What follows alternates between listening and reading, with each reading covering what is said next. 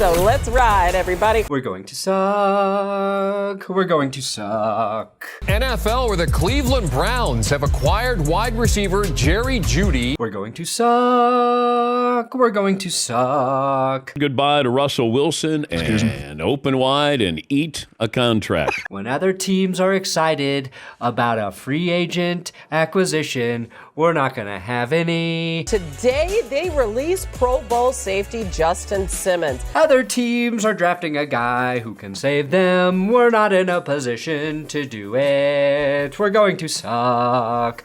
We're going to suck. We will never, ever fuck, because we're going to suck that much. And I will watch you bleed.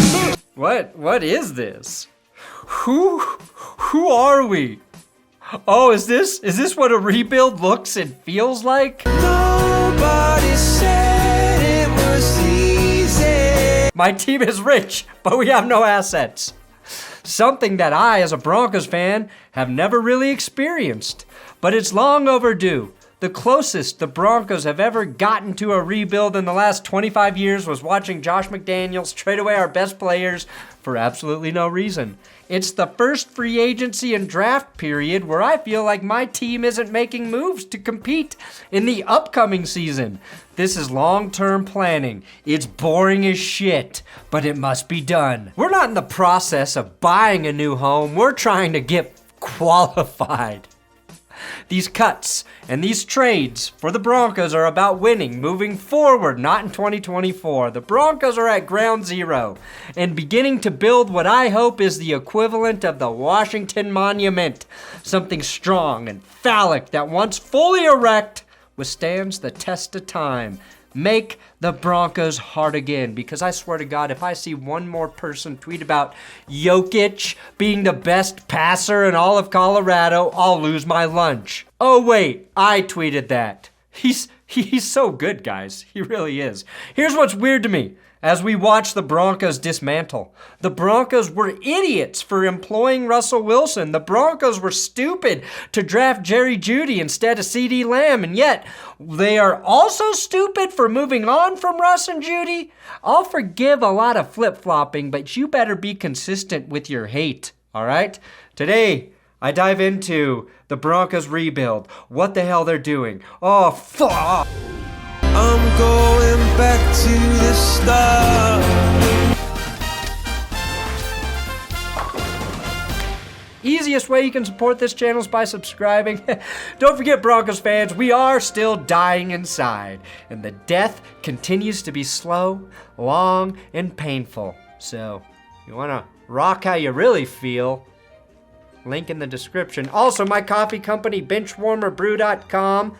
Fuck the refs. Still the hottest selling brand over at benchwarmerbrew.com, but we got other things there, like our new mugs. Go check it out. Welcome to hell, motherfucker! It is a giant relief knowing that McCorkle Jones won't be my quarterback in 2024. Jones, like J.J. McCarthy, was rumored to be a quarterback Sean Payton thought very highly of.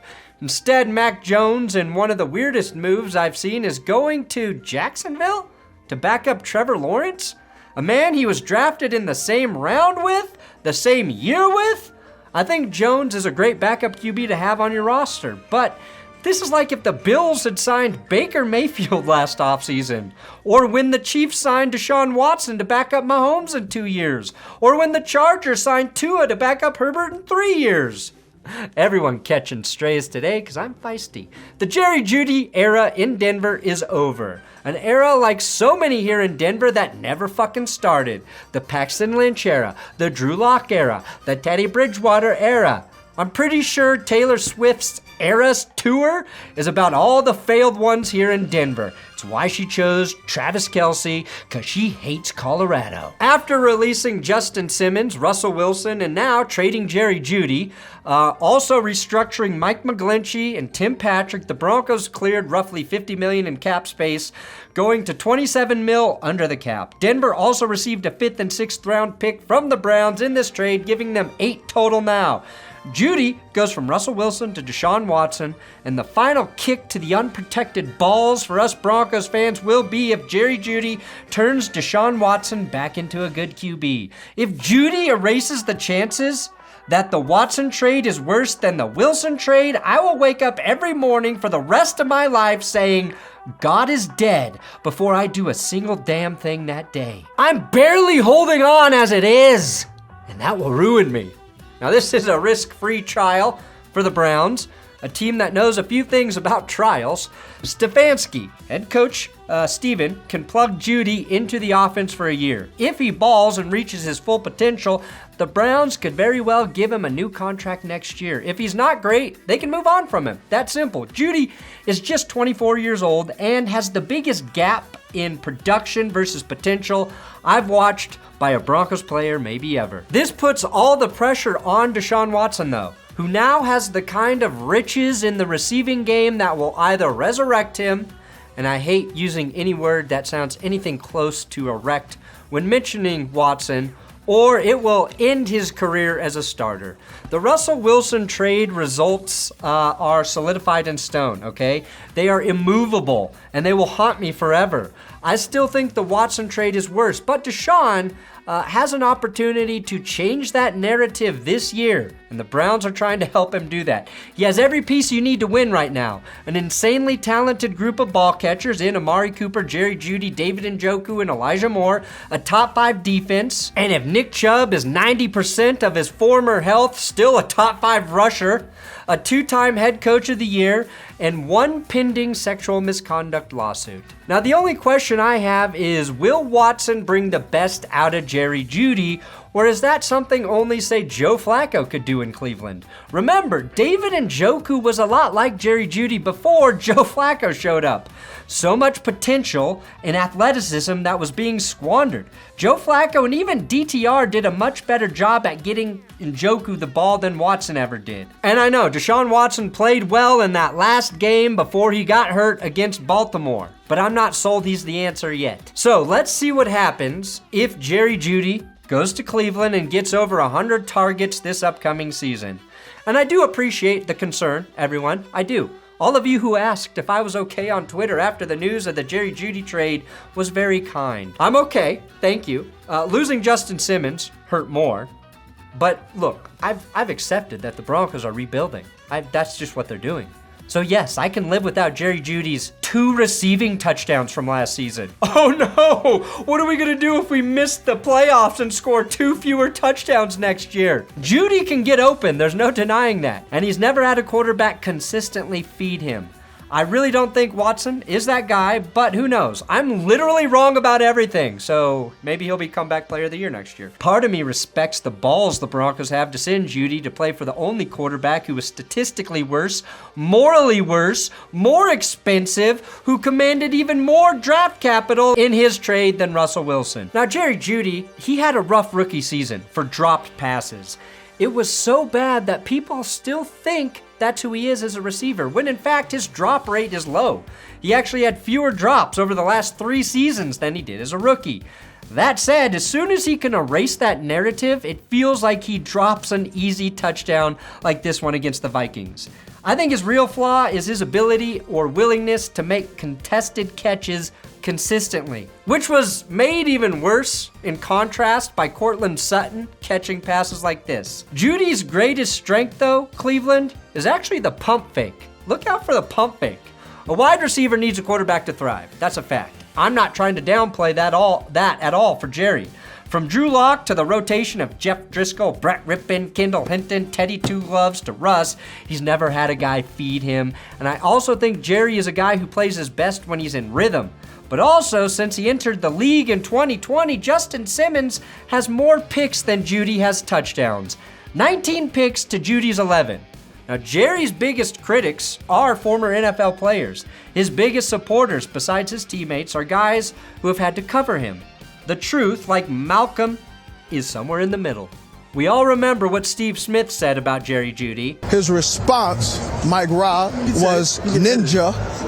Ninja. Yes, I'm using the word ninja.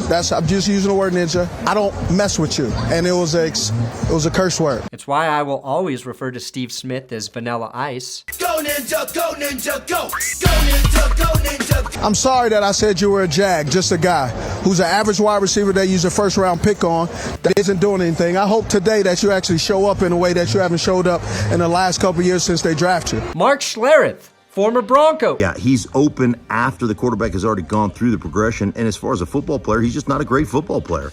Doesn't run secondary routes well to attract coverage, drops the football. Okay, Mark, let's pick a lane, man. In the last couple days, Mark's basically said Jeudy is open, but after Russ's progressions, and that Russ can't even get through his progressions correctly. So those are kind of conflicting, aren't they?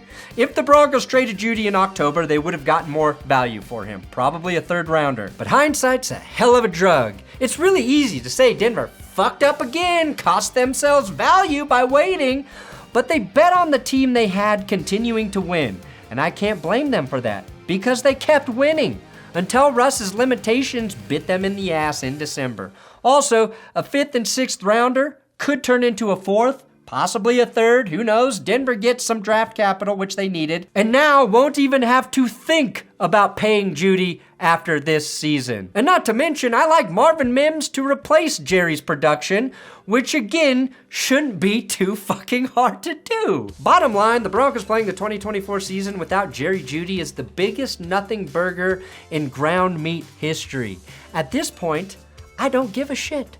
I want to see this team get as young and as cheap as possible while we try and find our next quarterback. I don't want a single premium signing in free agency. I want 0 dudes signed over the age of 30. No, 29. I want young blood, dogs thrown into the fucking fire that either burn alive or come out forged in iron with a demon mentality like Cerberus. 2024 is about solidifying the Broncos' young talent and possibly getting our asses handed to us with Jarrett Stidham, or even worse, Sam Darnold, before we throw J.J. McCarthy, Bo Nix, or Michael Pratt into that hellfire. And I don't think the Broncos can get J.J. at 12, but maybe J.J.'s narrative is similar to Mac Jones, who we thought could be going 3rd overall to the 49ers. I don't know. What I do know is we're going to suck next season. Running in circles, chasing a tail. And when I see Broncos fans saying, why are we getting rid of our best players? I respond by saying, because we were really good at losing with them. It sucks seeing guys you like go. Justin Simmons, who yes, would have been nice to have for another season or two. The Broncos defense would be better with him, but how much better, okay? For 2 years, how much better would we have been with Justin Simmons, or a year, whatever his contract was? They did re-sign PJ Locke, a signing I like, a signing I think most savvy Broncos fans like. PJ Locke's getting an opportunity to not just show that he can play, but make himself a lot of money. I'm all about that. Come back and haunt me. And we're hoping for the best for most of the guys leaving Denver that we liked. And at this very moment, we as fans have no real connection with the Broncos. We're all Will Smith. Oh, wow. No, the other Will Smith. Yeah, the lonely one. Remember, when the NFL and the graphics department had to use Bill Belichick last season because the Patriots had no stars? That's the Denver Broncos now. Except our head coach has only been with the team for 1 year, has not earned our respect, and not a soul on earth is claiming he's even into the same league as Bill Belichick. We gotta let go of the past and pray to the football gods, Sean Payton, George Paton, all the goddamn Paytons align, and we get players we can build a new fan-player relationship with. I do appreciate Sean Payton throwing out all of the Band-Aids. It's time to crack open the chest and repair this once great franchise. I just hope he's more like Dr. George Clooney and not like Dr. Death when he gets inside our soul. And that's the scariest part about a rebuild. Doesn't mean it's gonna work.